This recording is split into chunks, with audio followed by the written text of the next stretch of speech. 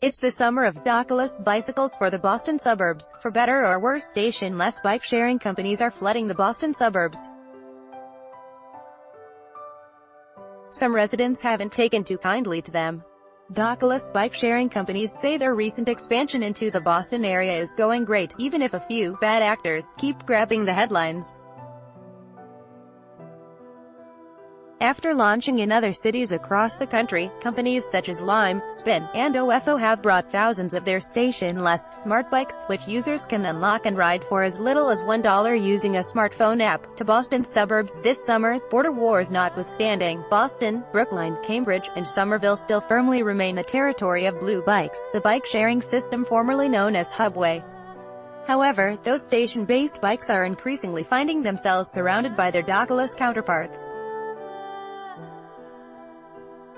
Ad choice advertising and Red, invented by Teads Advertisement. Lime and Spin, both California-based startups, began operating this summer in 15 communities around Boston: Arlington, Bedford, Belmont, Chelsea, Everett, Malden, Medford, Melrose, Milton, Needham, Newton, Revere, Waltham, Watertown, and Winthrop. OFO, the Beijing-based bike share giant, launched their dockless yellow bikes this spring in Lynn and Quincy. Company officials say the first weeks of their programs have proved exceptionally popular, and local officials have heralded the expansion of healthy and affordable transportation alternatives. But not all residents have been as welcoming. Late last month, Quincy police pulled two seaweed-covered OFO bikes out of the Atlantic Ocean waters at the Huff's Neck Maritime Center. Police said one bike was corroded beyond repair, while the other was cleaned off, put back in service, and, shortly thereafter, ridden away by a local youth. The Boston Globe reported at the time that Quincy residents had also reported discarded OFO bikes in trash cans, dumpsters, and other random places. Lime bikes have also fallen victim to acts of vandalism.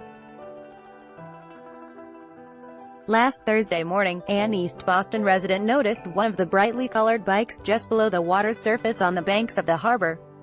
Later that same day, another Lime bike was spotted in an Arlington pond near Alewife Station, according to a post in a Facebook group of town residents. Another group member replied that they also saw one, totally busted, near Hills Hill Playground.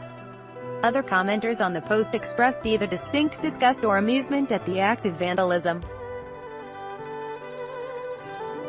Advertisement. Jordan Levine, a spokesman for OFO, says that vandalism is certainly a concern, albeit not completely unexpected. Something that we built into our business model and are actively working to address, he said over the phone Monday. Even though such instances are a small fraction of overall use, the company is looking at ways to make their bikes more secure and durable. They're also working with local partners, municipalities, police, cycling groups, to educate residents about the nature of the program in the hopes that residents take a degree of ownership of the bikes and report their misuse. Once you get buy-in, it creates a culture of protecting the bikes, Levine said. Kasha Hart, a transportation policy associate for the Massachusetts Area Planning Council, said Monday that they originally facilitated the 15-community system with Lime and Spin after hearing from local communities interested in piloting a bike share service. Since procuring the agreement at no costs into the cities or towns, Hart said the municipalities have taken the lead on educating residents, both riders and non-riders, about the initiative. For example, Arlington officials have repeatedly posted about how to responsibly park and ride Lime bikes, while Belmont police reminded the public that the lime green bikes popping up around town are not cause for alarm. As part of the procurement process, Lime and Spin had to agree to requirements for picking up misused or misplaced bikes in a timely manner, according to Hart. Lime spokesman Evan Tease says the company has dedicated operations personnel tracking their bikes through GPS, who are prepared to deal with bikes that are misused and can typically get to the bikes within 30 to 60 minutes. Advertisement. According to Tease, the rate of vandalism in Boston is not unlike what they've seen in the other cities they operate in across the country. Otherwise, he says the bikes have been very, very popular. According to Hart, there have been 70,000 total rides by 20,000 unique users across the 15 communities since the program launched this spring. There are hundreds of Lime bikes in use, and only a few have been vandalized, which is consistent with the low rate of vandalism and theft, less than 1%, we experience nationwide. Tease said of the recent incidents. Indeed, Boston area residents are hardly the first to subject dockless bikes to abuse, whether it be above or below water. In cities like Seattle and Dallas, where dockless bike shares have a larger presence, cases of vandalism are not hard to find. Washington, D.C., has reportedly seen a combined total of 326 bikes stolen or vandalized since a dockless bike share launched in the district less than a year ago. Within days of launching this past May in Yonkers, New York, Lime saw one of its bikes in a local river.